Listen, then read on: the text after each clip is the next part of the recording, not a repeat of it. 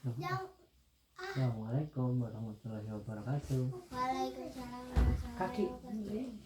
Udah kali dia. Sini, Oke. Free. Hah? Free Palestina. Terbalik enggak? Udah? Enggak, ente kan dari sini enggak. Ayo, udah, ayo. Ente Ayo. free. Free Palestina. Oke, assalamualaikum warahmatullahi wabarakatuh. Adik, boy.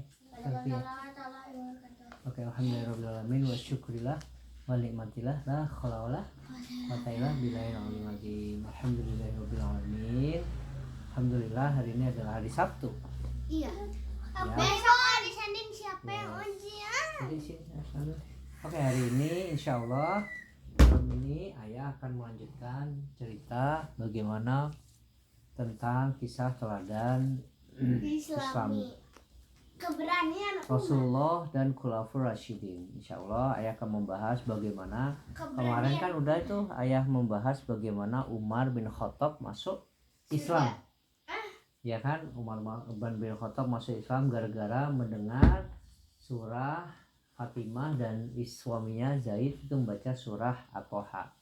Dan itu yang membuat wallahu alam Allah memberikan hidayah kepada Umar dan hatinya luluh mendengarkan bagaimana surat Toha dibacakan. Itu apa? Kita sebagai umat Islam saat membaca Al-Quran itu nggak boleh dibuat main karena itu adalah kalamullah atau kalimat-kalimat Allah, benar ya. Ya jadi tidak boleh dibuat main-main karena nanti kita tidak mendapatkan berkah dari Al-Quran. Oke? Yes. Sebelum bobo, ayo kita doa dulu. Bismikallahumma ahyana wa bismika amut. Rabbi shrahli sadri wa yassirli amri wahlul 'uqdatam min lisani yafqahu qawli. Rabbi zidni ilman warzuqni fahma. Alhamdulillah. Agak sana.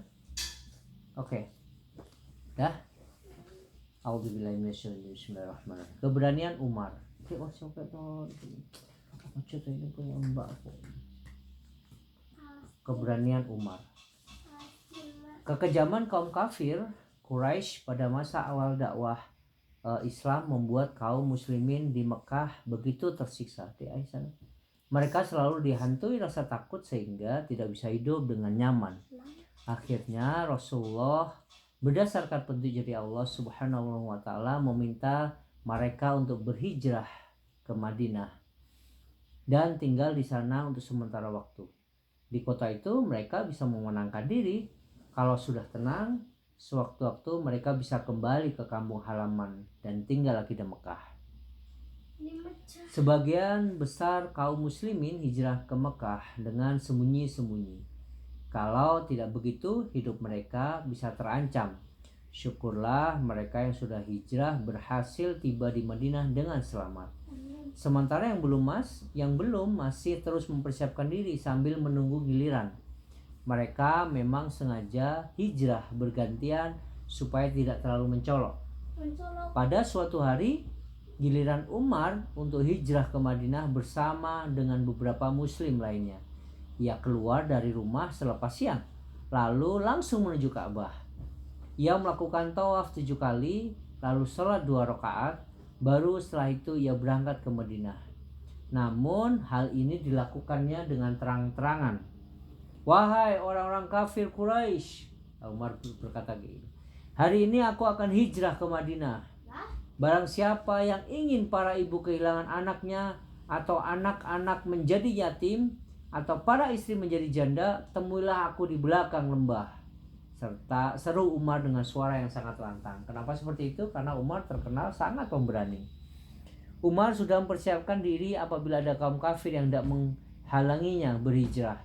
Namun ternyata tidak ada seorang pun kaum kafir yang berani maju.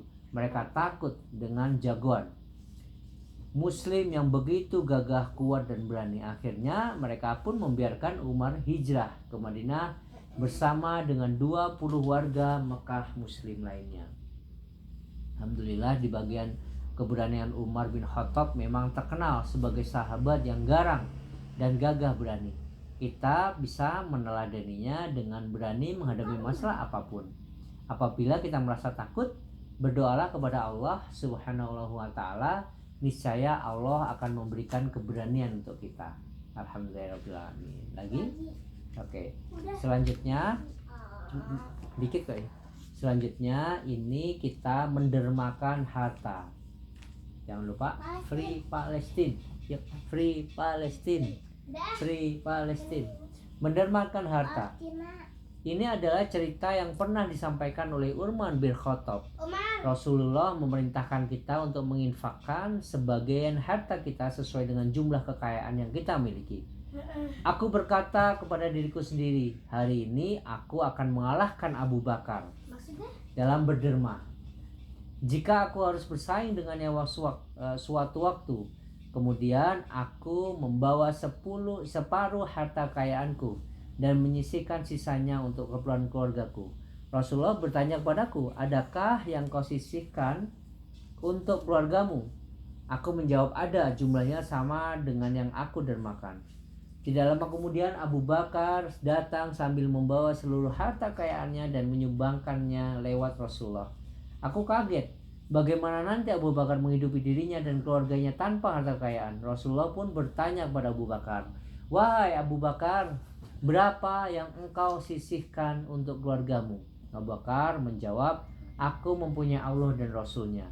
Luar biasa, aku katakan, aku tidak akan pernah mengalahkan Abu Bakar dalam segala hal. Jadi kalau dalam beramal kita tidak perlu terlalu banyak berpikir. Kalau mau ngasih yang ada ya nggak apa-apa dikasih, karena nanti akan dibalas oleh Allah Subhanahu Wa Taala. Alhamdulillahirobbilalamin wa syukurillah wa limadillah khalal qadillah nadim. Kita sudah selesai di 2 bagian. Nanti kita akan membahas lagi Umar sang Amirul Mukminin. Jadi Umar diangkat sebagai khalifah atau pemimpin Alhamdulillah. Kita tutup doa kafaratul majelis. Subhanakallahumma wa bihamdika asyhadu alla ilaha illa anta astaghfiruka wa atubu ilaik. Assalamualaikum warahmatullahi wabarakatuh. Assalamualaikum warahmatullahi wabarakatuh. Udah.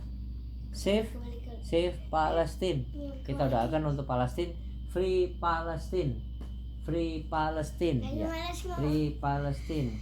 Alhamdulillah. Dadah.